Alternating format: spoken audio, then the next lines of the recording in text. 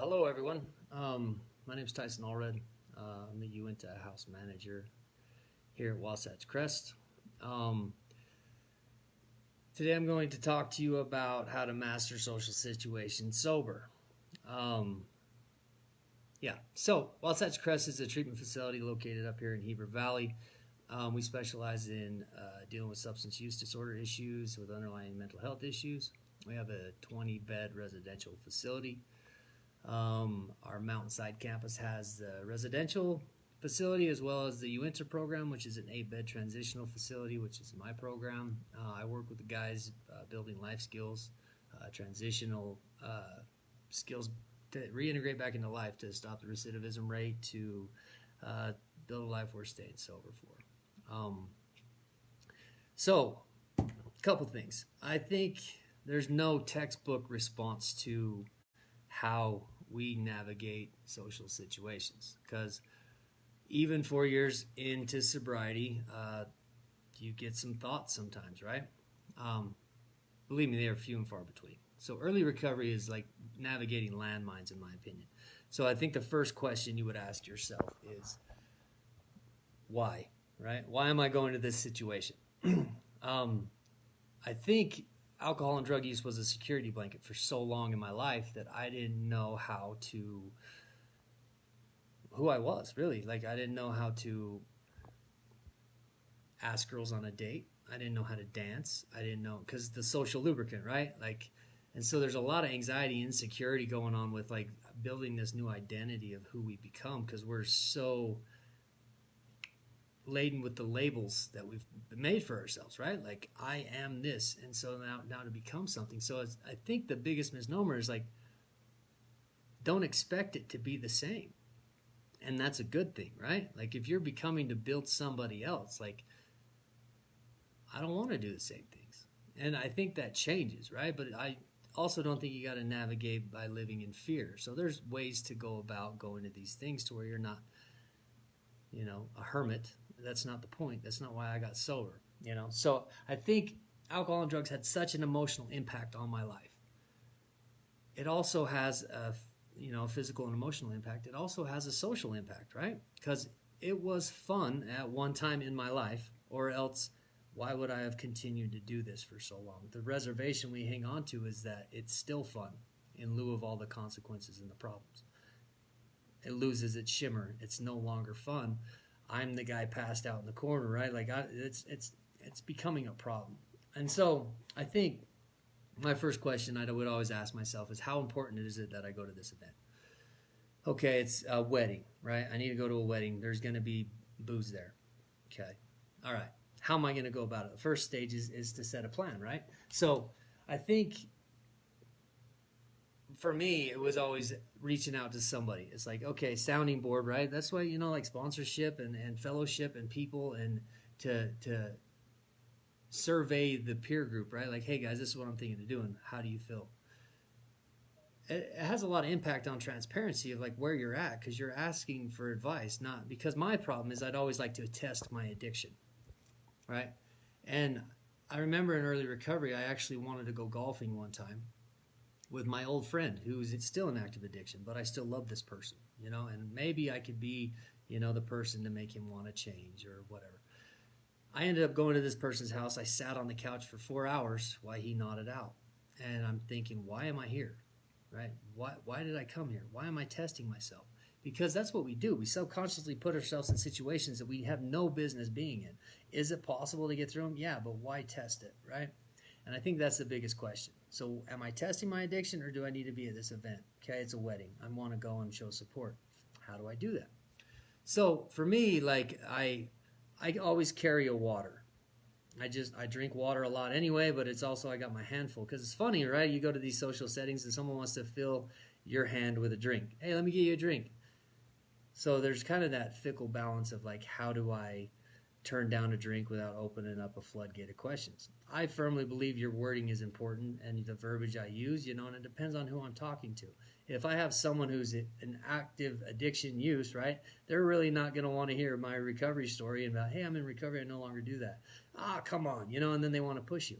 So have a textbook answer at the ready. Hey, do you want to drink? Nah, I don't drink. Well, why don't you drink? I just find I feel better when I don't drink. Simple as that. If they persist, right? Oh, come on, you can have one. It's like you can flip it back on them. You can say, does my not drinking make you uncomfortable? All of a sudden, they don't really want to have that conversation anymore.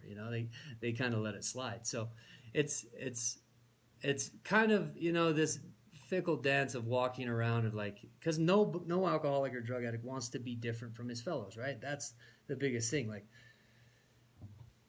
that's the biggest thing that keeps alcoholics and addicts keep coming back, is that we don't want to be different from our fellows. We keep telling ourselves the lie that one day we'll be able to drink like normal people, or to and so that needs to be smashed.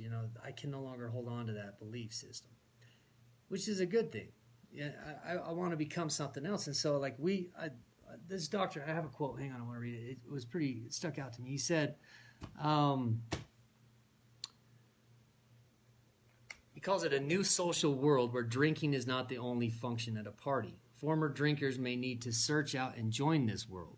Dinner, work, parties, and explicitly alcohol-related events can be challenging at newly sober people, so you need to plan if you are going to attend these events. And that is really true. This whole world is available to us. And I think that's part of like fellowship, is finding your tribe of people to where I'm at an event, and whether I tell a family member, because you're going to experience emotions in these events, right? So all of a sudden I'm getting a thought or a feeling, or I'm uncomfortable, or I don't think I can do it, and I don't really have a lot of confidence.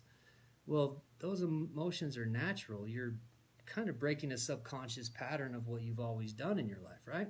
And so that's to be expected. So cut yourself some slack, but there's tools to get out of that. And some of those tools I use is like, I have a plan going into it. So if that happens, there is no advantage, none whatsoever, by testing your resolve or your willpower in those situations. There's none. What are you going to prove? Are you proving something to yourself? If it's uncomfortable and you're feeling tempted, get out of there. Just go. You don't have to save face. And luckily, if you planned accordingly before, your family's going to understand. Your significant other is going to understand. The person you came with is going to understand that, hey, we need to go. No questions asked. You're out of there. If I'm uncomfortable, need to work through it, there's no one who's going to have your back like a sober brother or sister in sobriety. So take somebody in fellowship. Hey, I'm going to this event. Would you mind going with me? Transparency, right? Because I believe we can walk through all things. We can walk through all of these triggers and all of these temptations if we plan accordingly and we're honest about it. I'm having a rough day. I'm struggling. Hey, this is getting bad. We got to get out of here. Somebody I can relate to who understands, right? And that's the biggest connection we have, is these feelings are natural. You're going to run into them. And as you build a new tribe of people, they're going to show up for you. There's this whole world of like, and for me, it's funny because some events like weddings and stuff, okay, I can go to. That's fine.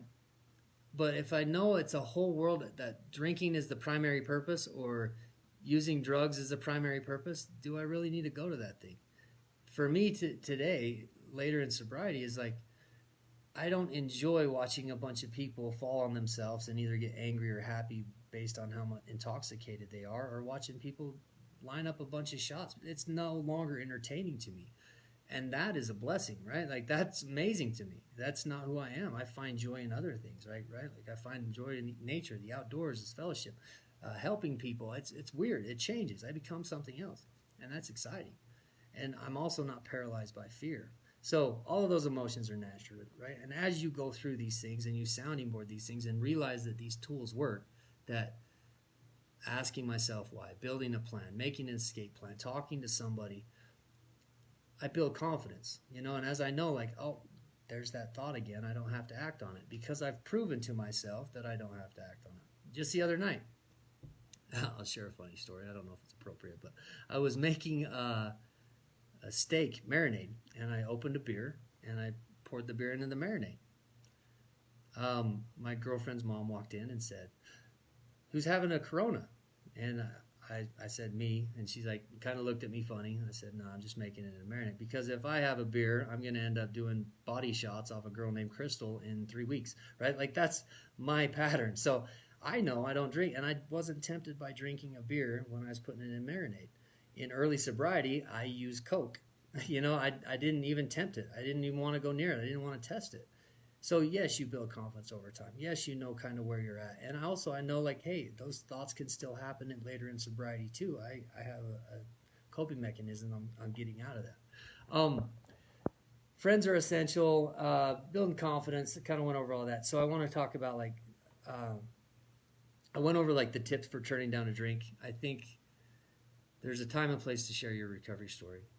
There's also a way to just shut somebody down who wants to keep poking and pushing and prodding you to where, you don't need that in your life. And the thing is, your true friends, I use the analogy of like attracts like, or water exceeds its own level, So if you have somebody who's, partying hard and that's the lifestyle they're living, and you're like, yeah, I don't do that anymore. That person is not really going to want to gravitate towards you.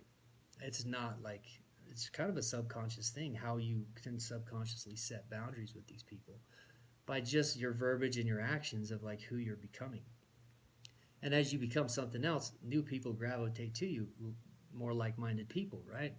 The like attracts like. So people who have your hobbies, your enjoyments in life, the things that you like to do now, whether it be softball. And the one thing that we live in a beautiful time right now where people are vocal about their recovery, to where there's sober softball, sober volleyball, sober bowling. I mean, there's literally anything sober, and then after it, right? Hikes, painting, you name it. And the thing is like, people have these events, and they build a fellowship not around drinking, because there's no stigma related to non-drinkers, right? Like, unless drinking was your primary function for social interaction. So as you build these relationships, drinking is no longer like, oh, what, you don't drink? You're the weirdo? No, it's not like that, because people don't expect you to drink if you're just going to go rock climbing. People don't expect you to drink, but the old life I lived, that was the expectation. So I think along those lines, it's kind of, self-explanatory. But my primary tips, I had a guy call me the other day. He was going to take his cousin to a meeting. And this guy has over 3 years in sobriety. We've talked many times. And he's just kind of feeling nervous about it. He's like, he's in active addiction, and I'm kind of feeling off, and I think I could do it. And I asked him the question. I said, well, why would you chance it? Why would you chance it? Because those are the lies we start to tell ourselves. And so what I had him do is I told him, call somebody, have him meet you at the meeting, because there's that level of transparency. Go pick up your cousin, have a talk with him, take him to a meeting. Your friend's going to meet you there, so if your head goes sideways on the way there, you have a plan. If you're feeling good at the meeting, he can ride with you to take him home. If you're feeling bad at the meeting, he can ride with you to take you home. Could he have probably been just fine? Yeah, probably just fine. But again, why chance it? My sobriety is important to me, and things can go sideways very quickly in my head sometimes. So I think it's putting these roadblocks in place. Any safeguards I can put in place is like, why wouldn't I? Why would I want to test my resolve or my willpower? And I think that's the lie we tell ourselves. You don't need to test anything. We get this moment in this life to build something new.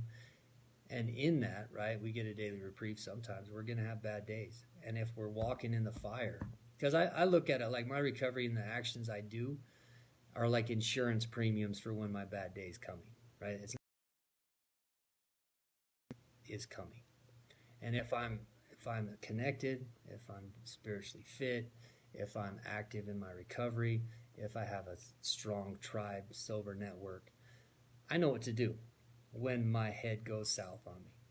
And that is the biggest thing. So I'm grateful for my ability to navigate social situations. I'm grateful to the people in my life know where I'm at, and they know I'm in recovery, and there's not even a question of, is Tyson going to have a drink today? It's just not on the table anymore.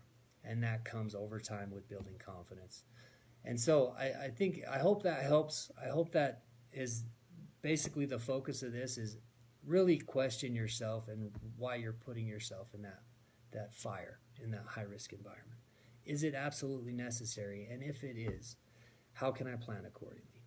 And I would very strongly suggest having a backup plan, having an exit plan, have a response at the ready of when someone asks you, all of these things going into that thing, and then realize you can always reach out. I know if someone asks me, hey, they're struggling, would you come to this event with me? Absolutely. And that's fellowship. That's the beauty of reaching out, calling a sponsor or a mentor. Hey, I'm struggling with this. I'm sitting in the bathroom and my head's south. I guarantee you they'll say, go here and I'll meet you. Get out of the situation first. And I think another thing to watch is I take credit for getting out of those situations sometimes. So my head goes south, I get out of the situation, and I'm like, see, I can do this. I am strong enough, and all those misnomers we say. But the thing is your head will wiggle in a couple days later, and you'll start to think like, see, we were able to do it that one time. Can't we do it again? And then you slowly put down those safeguards. So be aware, be conscious, be transparent, reach out, and all things are possible. And then the day has come for me to where that no longer makes sense. That's no longer my coping mechanism. That's no longer the things I do today. And I'm really, really grateful for that. I hope this helps. I love you guys. I hope you reach out. Thank you for joining me. We're going to do these things weekly. They're Facebook Lives up here with different Wasatch Crest team members. Please join us on all the socials, Facebook, social media, Instagram, all those things. If you have any questions about a mission process or anything like that, feel free to check out our website. Again, I hope that helps. So have a good day. Thanks.